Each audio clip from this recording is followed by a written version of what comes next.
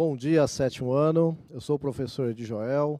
Hoje teremos mais uma aula de ciências sobre os ecossistemas brasileiros. Na aula anterior, a gente deu um panorama geral de como que os ecossistemas são criados, etc. e tal, são gerados a partir da sua posição geográfica, né, entre outros assuntos que nós tratamos. E hoje a gente vai focalizar em um desses ecossistemas, que é a Amazônia. Tá bom? Eu quero dar as boas-vindas a todos os educandos, aos responsáveis que estão aí acompanhando, bem como nossos queridos colegas professores. Sejam muito bem-vindos. Para acompanhar aí vocês no chat, nós temos aqui o professor Magno. Sejam bem-vindos aí a galera do sétimo ano. A gente vai estar junto hoje aí mediando o chat. Vamos mandar umas interações legais, vamos aproveitar a aula da melhor forma nessa aula de ecossistemas, né? Vamos aproveitar da melhor forma, sempre lembrando que você não deve compartilhar informações pessoais e nem passar mensagens que não sejam pertinentes à aula. Tá legal? Vamos fazer uma boa aula. Muito bem. Então, vamos ver qual é a habilidade que será trabalhada hoje. A CI 07. Caracterizar os principais ecossistemas brasileiros quanto à paisagem, à quantidade de água, ao tipo de solo, à disponibilidade de luz solar, à temperatura, entre outros, correlacionando essas características à flora e à fauna específicas. Então, esta aí é a habilidade que a gente vai trabalhar hoje. Bom, como que a gente vai fazer isso aqui nesta aula? Então, a gente vai usar o caderno do aluno, vai refletir, vai interagir no chat, vai resolver atividades e vai buscar informações. Tá, ok? O objetivo da aula de hoje, então, é entender a importância da Amazônia em relação à biodiversidade, ao clima e ao potencial econômico. Tudo bem? Bom, a ideia, gente, é lógico, é a gente fazer aí uma conversa, né, um pouco resumida sobre esse tema, até porque o seu professor é que sempre dita qual que é o ritmo, né, a gente está aqui para dar um apoio. Então, na aula anterior, a gente falou de forma bem geral, né, que a Amazônia estava lá mais próxima do Equador, a questão da temperatura já foi falado um pouquinho. A gente vai retomar isso. Mas antes, eu gostaria que vocês observassem duas imagens. A gente vai colocar uma, vai deixar um pouquinho. Essa primeira imagem, ela vai mostrar para vocês a cobertura vegetal no Brasil até meados de 1960. Tá? Agora tem um outro mapa para você comparar, que ele foi feito em 2016, para você ver a diferença da cobertura vegetal. Se a gente puder voltar um pouquinho, aquele mapa, ó, aqui você tem a cobertura nos anos 1960 e agora você vai ver a cobertura atual, para você ver a diferença. Tá bom? Toda essa parte aí em cor de laranja, tal, é o que foi degradado, é o que foi desmatado. Se a gente voltar um pouquinho para o primeiro mapa, eu quero agora que vocês observem só a região da Amazônia. Professor, onde é a região da Amazônia? Volta para a minha imagem um pouquinho, por favor. Está aqui, ó. Essa parte verde. Tá? Eu quero que você analise no mapa agora de 1960. Olha, dá uma olhada aí. Uma boa olhada, essa região verde. Agora vamos ver em 2016, que foi o último levantamento que foi feito aí. Sentiu aí a diferença? Então, gente, a partir disso, a gente vai começar a nossa aulinha de hoje.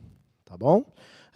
O desmatamento, gente, ele é histórico. Tá? Ele não começou agora, né? Mas a gente precisa fazer essa reflexão. Tudo bem? Então, antes da gente começar a aula, eu quero pôr uma perguntinha para vocês aí. Tá bom? É assim, ó. Como será a diversidade de espécies no ecossistema Amazônia? Como será o clima, a temperatura, como são os corpos d'água desta região? Então, a gente tem aí 3 perguntinhas. Para essas perguntinhas, eu vou dar 3 minutos para vocês responderem. Tá? E a partir disso, a gente começa a nossa aula. Muito bem, a Bárbara escreveu aqui que há uma diversidade grande, tanto na fauna quanto na flora. Muito bem. Alguns escreveram aqui de uma maneira geral clima quente, mas alguns escreveram também frio. Estou tentando localizar aqui alguém que escreveu bem legal, falou o seguinte: é frio por conta da quantidade de árvores, professor. Brian, por exemplo, escreveu que é úmido. Então dá para a gente concluir aí o quê, galera? É quente e úmido, então? É, ó, mas ó, localizei. Ó, Júlia Macedo escreveu que é gelada. Giovana tem a impressão de que é frio. O Adrian não quis se arriscar muito, falou que é tropical. A Brenda também escreveu sobre a biodiversidade rica da Amazônia. A Larissa saiu fora, escreveu assim, maravilhoso. Maravilhoso é uma boa resposta, né? Tá bom, tá certo. Ó, Valdir escreveu clima quente e alguns aqui ficaram muito assustados aí com a questão do desmatamento. Que bom, né, que você conseguiu fazer essa comparação com os gráficos, com as figuras aí apresentadas. É justamente essa ideia, o nosso objetivo foi de fazer causar esse impacto mesmo. Agora, as 3 respostas, de uma maneira geral, professor Edjoel, não foram respondidas por um único aluno. Alguns optaram por responder uma coisa ou outra. Sobre a diversidade teve poucas respostas, mas a maioria foi eu acho que nessa ideia do clima tropical, quente e úmido. Vamos ver isso daí com um pouco mais de calma, professor? Sim, claro. Gente, primeiro assim, perfeito, né? A interação de vocês mostra que muitos estão atentos. Realmente, a floresta ela dá uma amenizada na temperatura, mas lá é muito quente, tá? É quente e úmido. Inclusive, conta-se, né? Eu nunca fui, mas conta-se que quando você vai para a Amazonas, você chega lá no Belém do Pará, né, que diz que quando você sai do avião, a roupa gruda em você, que você já começa a suar, né? Não sei se é verdade, mas contam que é muito quente, muito úmido lá. E isso, de fato, por conta da floresta, chove praticamente diariamente, né? Dizem que até marcam um encontro lá antes e depois da chuva, todo dia, porque esse é um dos efeitos benéficos, tá, gente, da floresta, porque chuva é bom, né? Sem água não nasce nada, tá? Então chuva é muito importante. Tudo bem? Bom, a gente vai tentar, então, dar um panorama geral aí. Eu não vou me aprofundar em alguns detalhes maiores, porque, assim, primeiro você tem o seu professor, você tem as suas fontes de pesquisa, e a ideia nossa aqui é dar um caminho, tá? Porque quem dita mesmo o ritmo, etc. e tal, é o seu professor. Aqui a gente dá um caminho, a gente dá um geralzão, e aí seu professor vê aquilo que vale a pena aprofundar e o que não vale. Tudo bem, gente? Bom, primeira coisa que eu quero falar é a questão do território. Ó, a gente tem um mapa aí, gente, olha só, ela ocupa quase metade do Brasil. A Amazônia se estende a outros países, mas a gente está falando só da Amazônia brasileira. Ó, 49,3% do território nacional é Amazônia. Tá bom? É muita coisa, né, gente? Que bom que a gente ainda tem tudo isso. E olha só, tem países aí que são bem desenvolvidos e que eles fazem o quê? Eles pagam para o Brasil para a gente manter a Amazônia assim. Tá? E é bilhões de reais, tá? Não é milhões, é bilhões. Só que a gente corre o risco de perder se o desmatamento continuar crescendo no ritmo que está crescendo. Tá? Isso é um fato. Tá bom? Então a gente precisa atentar para isso. Mas o que a gente tem que lembrar é por que existe o desmatamento. Gente, o desmatamento ele existe por culpa de todo mundo. Tá? A culpa é de todo mundo. Por quê? Eu não quero que desmate, mas eu também não quero que falte carne no mercado. Aí o cara desmata lá para fazer pasto. Né? Aí eu fico com bronca do cara que desmatou para fazer pasto, mas quando eu compro a carne, eu não me pergunto se essa carne está vindo de um lugar que foi desmatado ou não está. Né? Eu não quero que inunde o ambiente ali para fazer uma hidrelétrica. Não quero, porque eu acho que a Amazônia é importante. Mas eu não quero ficar 3 minutos sem luz na minha casa, sem energia elétrica. Então, a gente tem que fazer essa reflexão. A gente é parte do problema. Não adianta a gente achar que o problema está lá e não é problema nosso. A gente é parte do problema. A gente quer ter energia elétrica, a gente quer ter carne, a gente quer ter comida na mesa, e a agricultura precisa de espaço para fazer isso. Então, agora, isso justifica o desmatamento? Não justifica? Bom, aí cabe a cada um fazer sua pesquisa e perceber até onde isso é justificável. Dá para fazer de uma outra forma? Tá? Então fica a dica aí. Vocês estão crescendo, né? Precisa começar a refletir sobre essas coisas. É fácil eu apontar para o outro e falar, olha, você está fazendo errado. Mas qual é a forma certa? Também, né? A gente precisa refletir isso. Tudo bem, gente? Então isso é muito importante.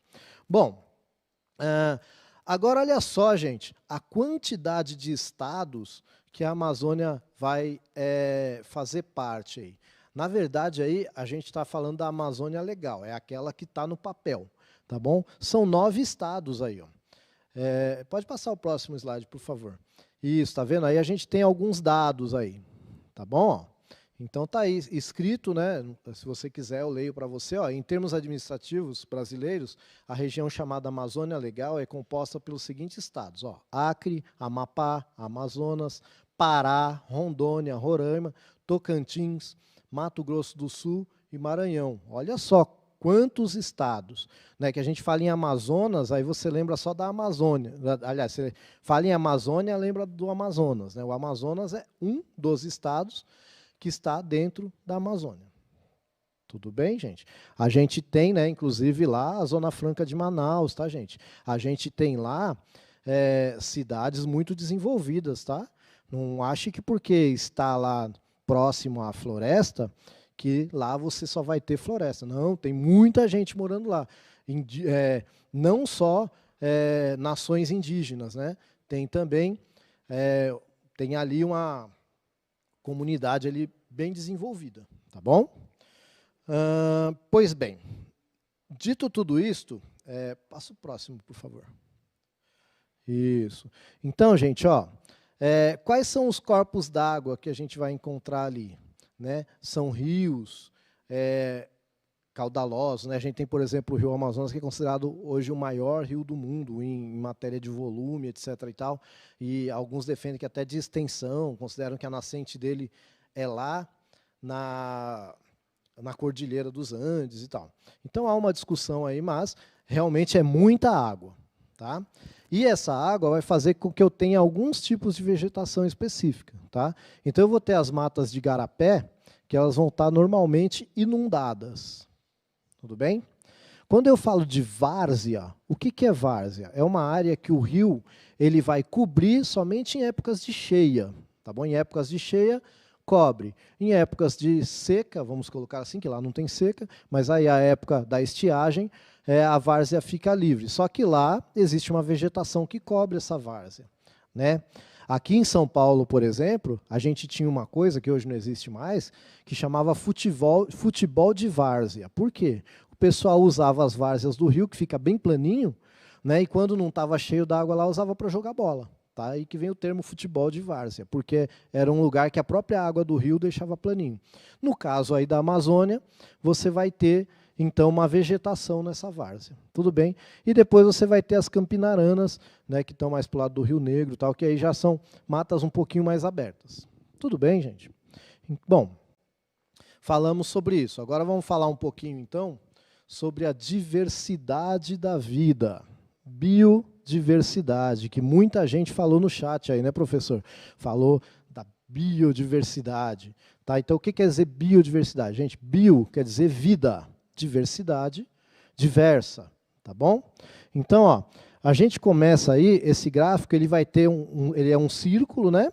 Ele é um infográfico, na verdade. Por que ele é um infográfico? Porque ele tem figuras e também tem informações de gráfico. Tá? Todos esses dados, gente, eu tirei do IBGE, tá? Do site do IBGE. Lá você tem muita informação legal. Bom, e aí, olha só que interessante. Você tem uma faixa que, para mim, olhando daqui, é marrom, que está mostrando a flora. Olha só a quantidade. Gente, a flora, né, está aí 13.229 espécies. Gente, isso é o que a gente tem catalogado, registrado. Tá? Você pode colocar muito mais aí, porque a ciência, eu lembro que quando eu estava na faculdade, falavam assim, olha, a ciência se catalogou 10% do que existe no mundo é muito, de vida, estou falando só de ser vivo.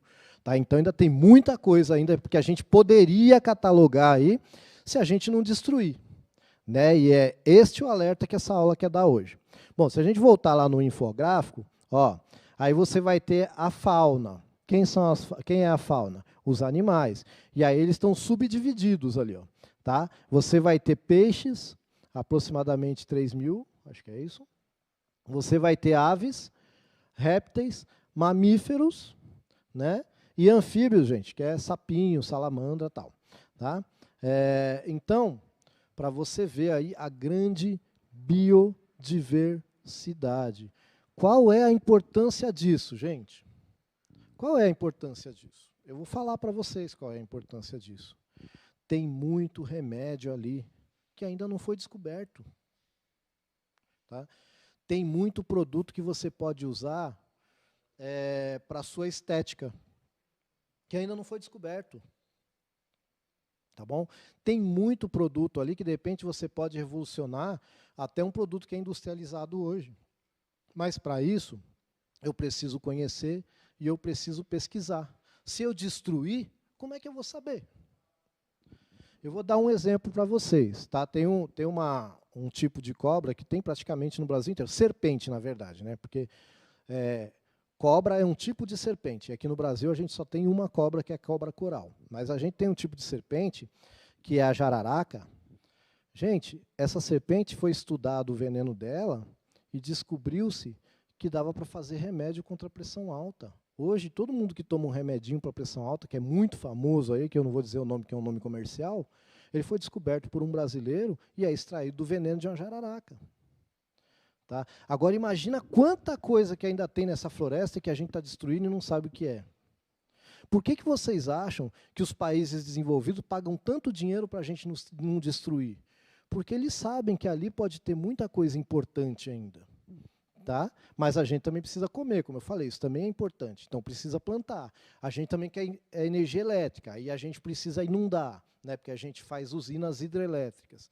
Então, eu não estou falando aqui quem está certo e quem está errado. Eu estou jogando para você a ideia, para você começar a refletir e falar, pô, até onde isso está certo, até onde isso está errado. Não sou eu que vou te dar essa resposta.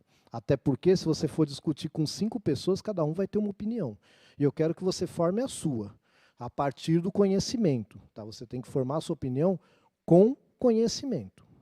Tudo bem, gente?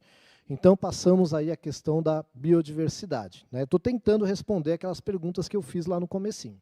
Tá? Então, você viu que tem uma grande biodiversidade, você viu que tem diferentes tipos de mata, né? Você viu que tem diferentes cursos d'água, tudo isso eu já falei, certo? Agora vamos para o próximo, por favor. Muito bem. O clima. Gente, olha só. Como falaram aí, professor, a floresta deixa frio. Bom, pois bem, a floresta vai permitir que tenha uma variação relativamente pequena de temperatura, entre 22 e 28 graus. Nossa, professor, mas falou que é tão quente. Sabe por quê? Quando você está num lugar que é úmido, a sua sensação de calor é muito maior. Você pode ver que até quando a gente está agora no inverno, no nosso caso aqui, o inverno é bem sequinho, né? Você não tem evaporação da água e tal, e aí você sente muito frio, às vezes muito mais do que o termômetro está mostrando. E para eu sentir calor, na umidade eu sinto muito mais calor, até porque para o meu corpo transpirar bastante, para eu suar bastante, o clima tem que estar bem úmido. Eu posso estar num lugar muito quente, mas se ele estiver seco, eu não transpiro. Tá, gente? Quando você assiste lá um filme que tem um cara caminhando no deserto e ele está suando, é mentira, porque lá é seco. O cara não soa no deserto. Tá? Ele precisa da umidade do ambiente também para suar bastante. Tá bom? Então, isso acontece lá na Amazônia. Lá na Amazônia, soa-se bastante, mas aí a sensação de calor é muito maior. Então, os 28 graus lá, você vai ter uma sensação de calor muito maior. Tudo bem? E aí, como você tem uma longa estação chuvosa, né? Até porque a floresta contribui para isso, tá bom? E você tem uma estiagem, não vou colocar seca, né? Porque uma estiagem aí curta. Tudo bem, gente?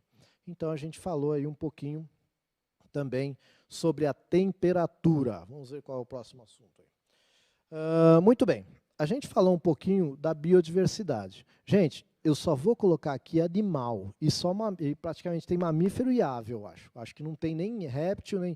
Para você ver que eu estou falando de animal, isso aí é animal ameaçado. Gente, tudo isso aí eu tirei informação do IBGE, tá? Do governo federal.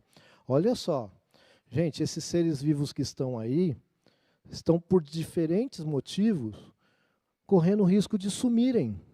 Foi o que eu falei. De repente, eu não estudei esse cara, ele pode produzir um hormônio, produzir alguma coisa, que pode ser produzido remédio a partir disso, tá? Que pode, de repente, se descobrir um novo produto aí para revolucionar a eletrônica, não sei, né?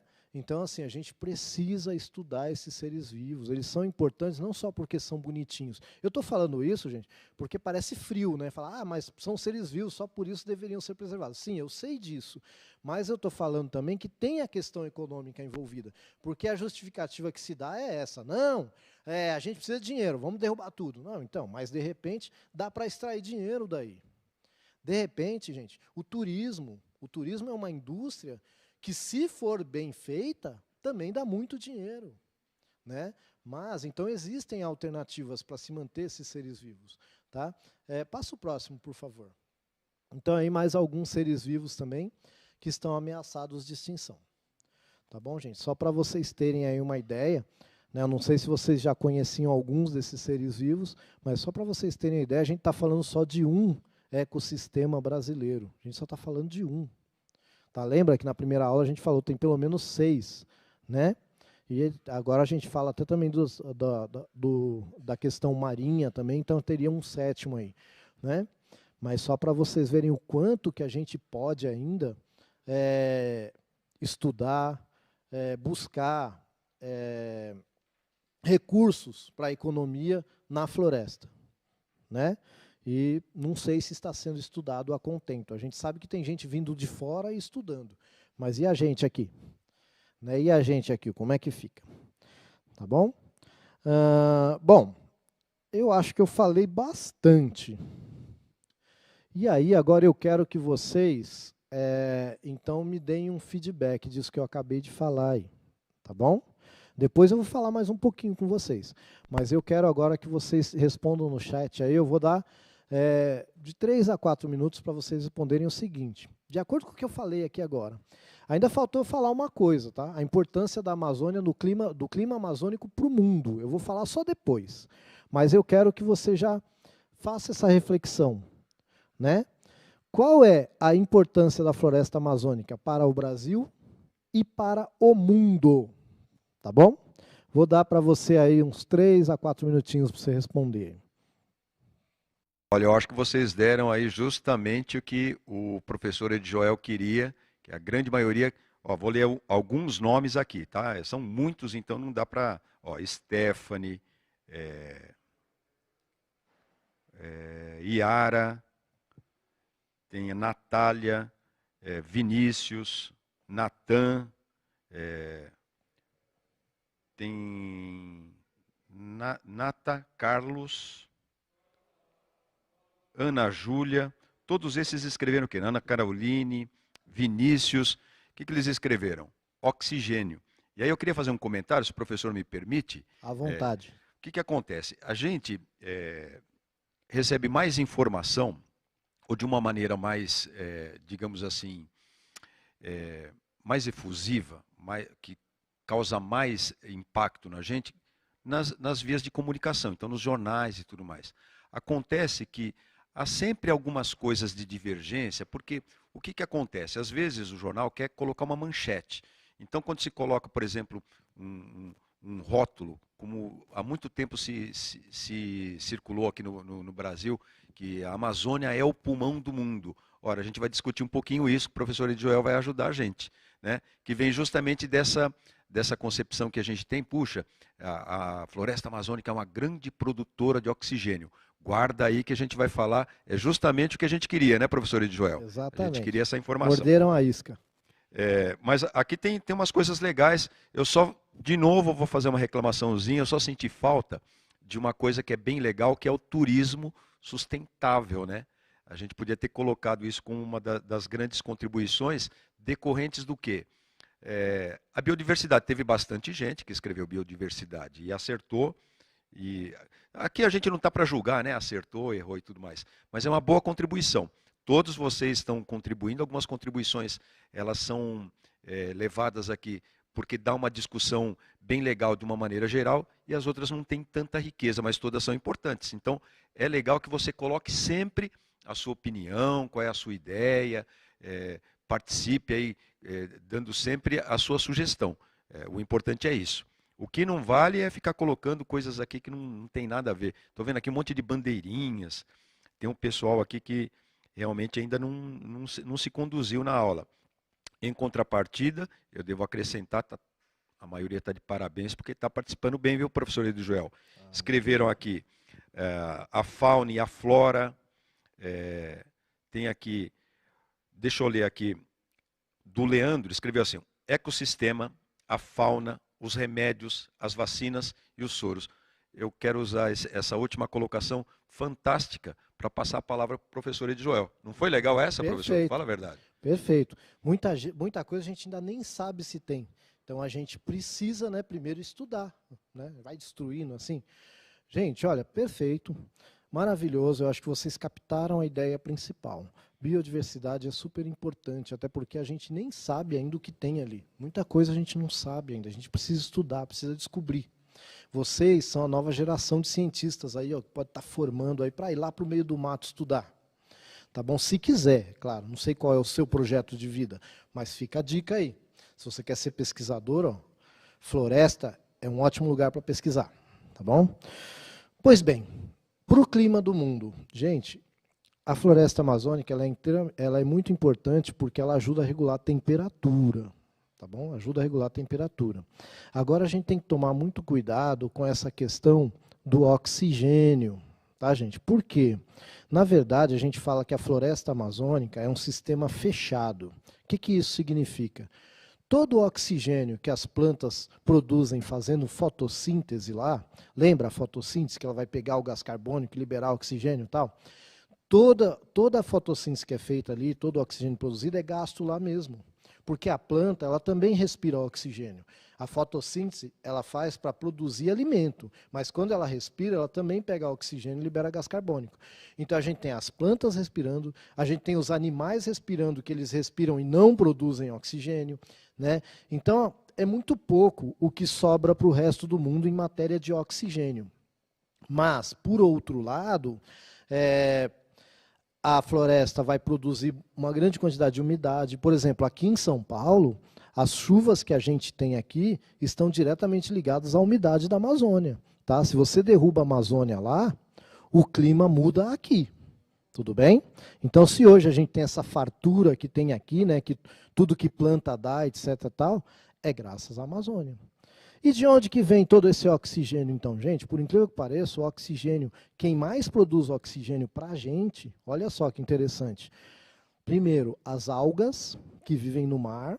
Então, quando derruba-se uma grande quantidade de petróleo lá no mar, a gente tem que ficar triste pela foquinha, a gente tem que ficar triste pelos animais que estão morrendo, mas tem que lembrar que aqueles que a gente não está vendo, que estão ali boiando e são microscópicos, que são as algas, estão fazendo fotossíntese.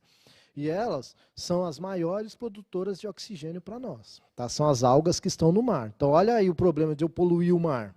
Saí um pouquinho da Amazônia e fui para o mar, né, só para a gente falar disso. Tá? Então, quem produz oxigênio para a gente não é a Amazônia, não. Tá? São as algas microscópicas lá no mar. Tudo bem? As algas microscópicas de uma forma geral. Bom, e a outra importância, então, que a floresta vai ter para a gente é o clima. É o clima. Tá? O nosso clima, ele é regulado. Vocês viram o tamanho da floresta amazônica? Gente, a gente só mostrou a floresta amazônica no Brasil, mas ela ainda pega outros países aqui que fazem fronteira com a gente. Tudo bem? Mas só para você ver, então ela tem importância muito grande para o clima do planeta, para o clima aqui. Desculpa, gente, eu estou aqui na cidade de São Paulo. E no estado de São Paulo, uma parte importante do estado de São Paulo tem influência direta da Amazônia, que está lá na região norte. Tá? Tem influência direta. Tudo bem? Então a gente precisa saber disso. Quando eu derrubo lá, tá?